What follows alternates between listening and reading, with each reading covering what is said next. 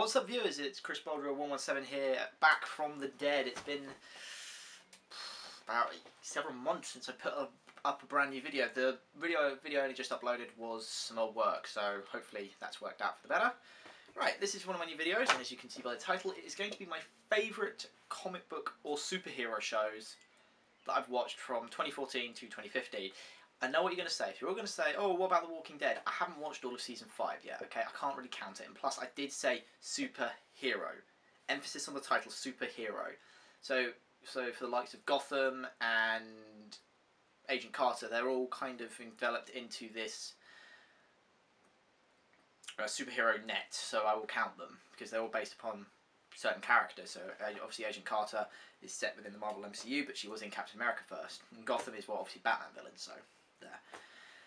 And also, just to mention, I'm probably going to get a lot of hate for doing this, because this is my choices. If you all have your own opinions, please shout out in the comments below. I really don't mind, so please feel free.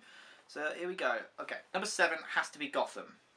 Okay, as much as I actually liked watching the series, it wasn't... as much as it had great comic book villains, it had like cameos from the Joker and like Ogre and other characters like that, I just didn't feel that connected to the characters as much as I should have been. And the thing is, DC has some great TV shows. They really do, and I will admit to that. They were really good at the animated films, and I'm really enjoying... I'm probably one of the few people that actually likes Man of Steel. I really enjoyed it. It was a good film. But Gotham didn't do it for me, because obviously whenever I think of Gotham City, I keep thinking Batman. Where is Batman? The Caped Crusader, the man that is defending Gotham, dressed as a huge giant bat and striking fear into the heart of the criminals. I miss that, and that's what Gotham always... I think that's what it misses, is it's that idea of a vigilante superhero like that, and I think that's what it misses. And I was really optimistic about the series, but then as it kind of progressed on, I kind of lost interest. I actually haven't watched the end of the series yet. And if you're all going to say, oh, well, how can you count it? I've watched enough of the series. Okay, I've watched enough. Walking Dead, I want to blitz all the way through, because I enjoy Walking Dead.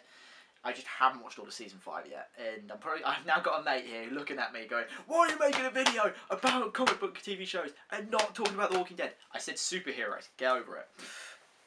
Next one is Constantine. I actually enjoyed Constantine. It was good fun.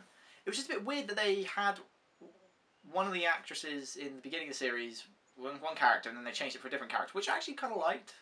Because I liked Zed as a character. She was really good. John was really, really good.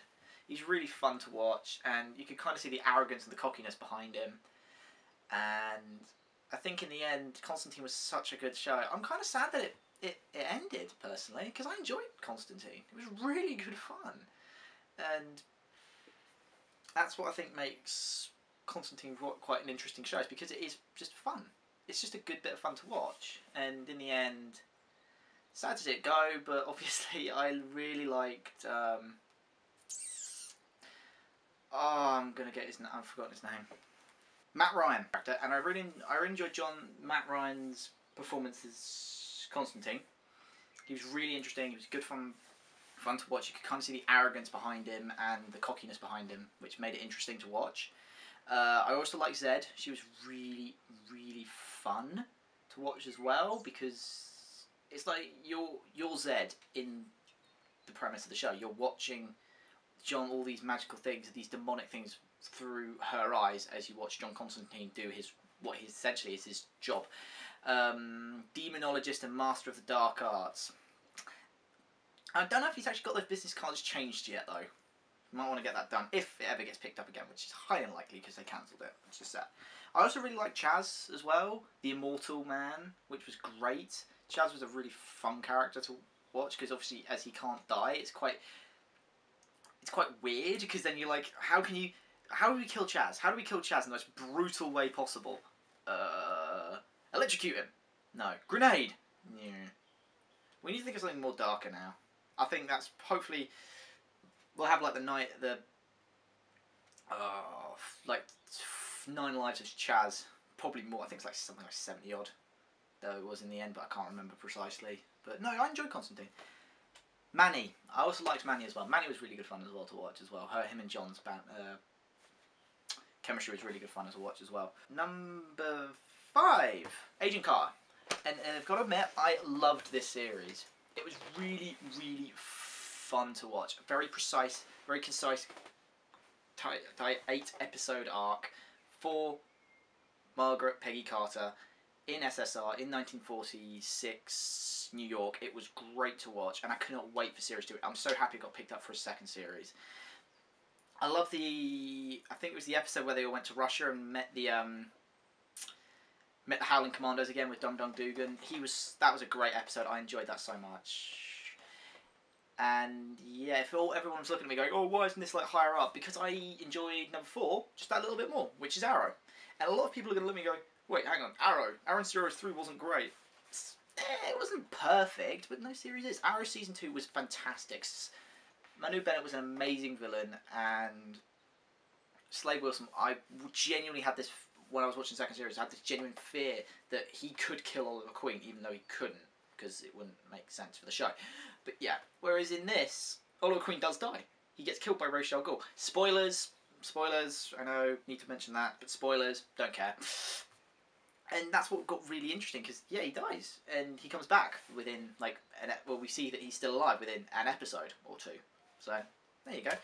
That happens, but then, I think they kind of upped it again when they had, like, because obviously they were basing it off the Batman Head of the Demon, or Demon's Head storyline, which obviously had Ra's al Ghul try to get Batman to be the head of the League of Assassins.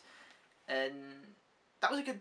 I haven't read that comic personally, but I might have to find some time to read it, which was a good story. But then Arrow kind of went, here's the basis of it, but we're going to change it because obviously Oliver Queen is a bit more flexible in that, right? And the end of the season kind of has... I'm excited for Arrow Season 4 because, well, A, it's kind of changed the dynamic of the team. And obviously one villain now has the ultimate power kind of thing in the world. And that's really scary because you kind of don't know what he'll do with it. You don't know if he'll come back with like a fist of fiery vengeance and death. So yeah, that's kind of good. Number 3 is Marvel's Agents of S.H.I.E.L.D. Yeah, I know, a lot of people are going to look at me and go, why have you put that over Arrow? Because Season 2 of Agents of S.H.I.E.L.D. was fantastic. It was developed, it was interesting. They brought in the Inhumans, for crying out loud, which hasn't even been done in the movies yet. It was great that they had the idea to go in with the Inhumans before the new movie, which is coming out for not coming out for another 4 years. So it's great that they've introduced them now, and that Season 3 is going to have a lot more Inhumans, a lot more powers, more powered people within that ride, and that's what's going to make, I think, Season 3 ridiculously interesting. And I think that's what made it great, because you had the first 10 episodes of the season was Hydra, that was their villain. Then the mid-season break happened. Then you had Agent Carter for a little bit. Then when Agent Steel came back, it had the Inhumans as like the possible threat with Hydra in the background. And out of all the characters, all the new characters, I loved Lance Hunter. He was such a great character to watch sort of evolve throughout the season, because at the beginning you didn't like him.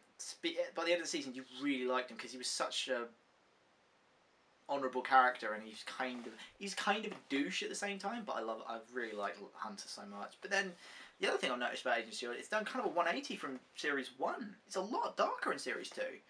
Especially when one of the characters got shot, you kind of saw all the blood oozing out, and it was really dark this season. It was a great season. I really enjoyed it.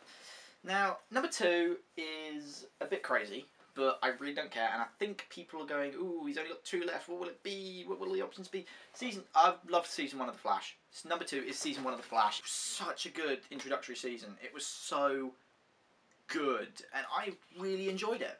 All the villains were varied, some of them were weaker than others, yes, but I didn't mind that, because each week there was a new villain. It was like either a super-powered villain or a tech-based power villain, and the Particle Accelerator kind of gives you this option of like, what do you do? Who gets power and who doesn't? And it was great to watch. I have to admit, one of my favourite episodes, other than the series finale, which is probably the best finale I've seen of this superhero TV show this year, it was so good. My other favourite episode was episode 21, Grodd Lives. Grodd was such a cool villain.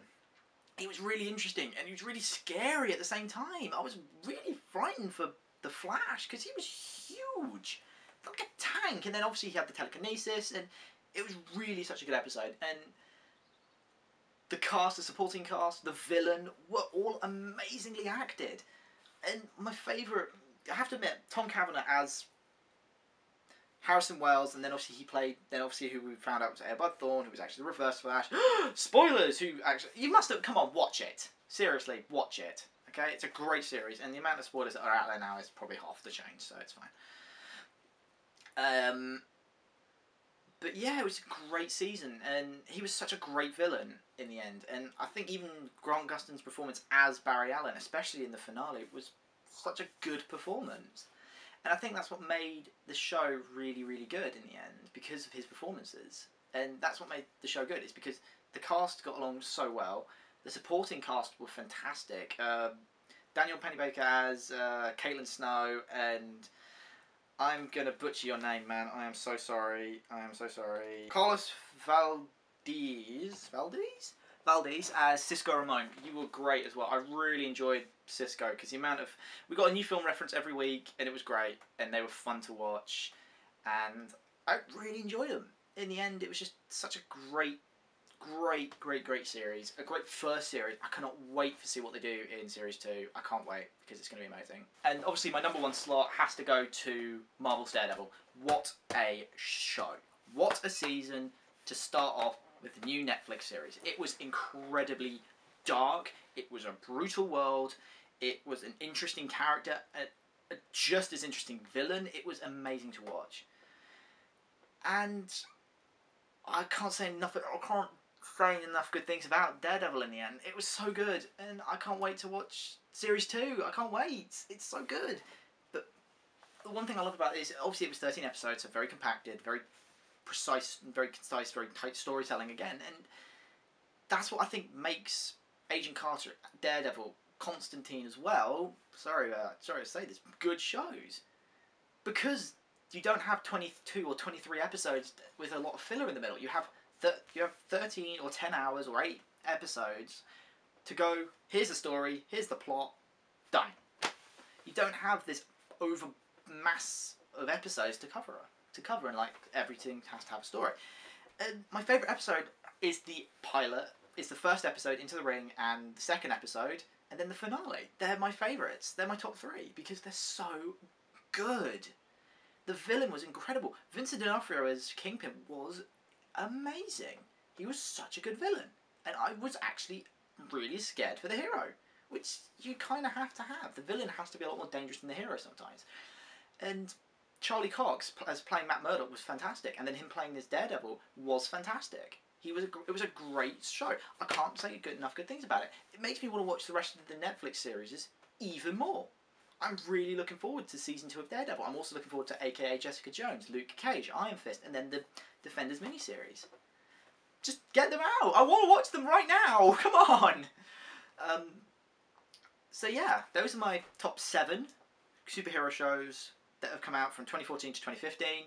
They're all online or on iTunes, or how they have been on TV. But again, they're great. And these are most of my choices. If you have any, if you want to contradict my choices, please feel free to not comment, or comment, and I will see what you say. Sorry, but I don't care. That's my opinion. But like I said, thanks for watching, and I hope to see you there, guys, in the next video. Chris Porter 117 out. So yeah, season 1 of The Flash is my number 2. So, oh, fuck's sake, restart that. Oh. So yeah. Oh god, that actually kind of relates into to my number 2 slot.